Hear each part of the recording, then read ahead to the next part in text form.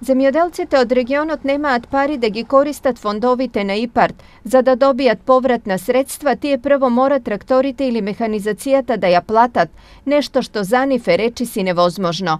Edinstvena nadež za tije da dojdat do pari od IPART je garantni od fonda. Sve što očekujemo da profunkcionira, koje što će bude dobra pomoć na zemjodelcite, od kada što može da nabavati takve sredstva po nekoj minimalni kamati, za da može da budete spremni da vložat vo zemjodelije. Освен немањето пари, проблеми околу искористувањето на фондот и обемната документација, нешто за што земјоделците реагираат со години наназад и поради што се откажуваат од аплицирање. Аплицирано оддавна, 2007 година, нови документи. Што га и откажава се стана.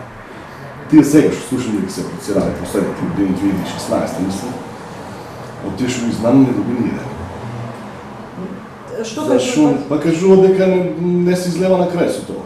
Нешто се фали и на крај. И соберат сите документи, се дека е уред и на крај па не добијат.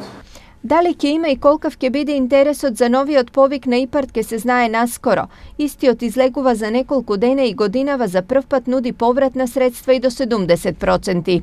Стартен процент на враќање на вложените средства од 60%, кој што може да дојде и до 70% во зависност од некои други критериуми, како например ако се работи за млад земјоделец од 18 до 40 години, тогаш се враќат 65%.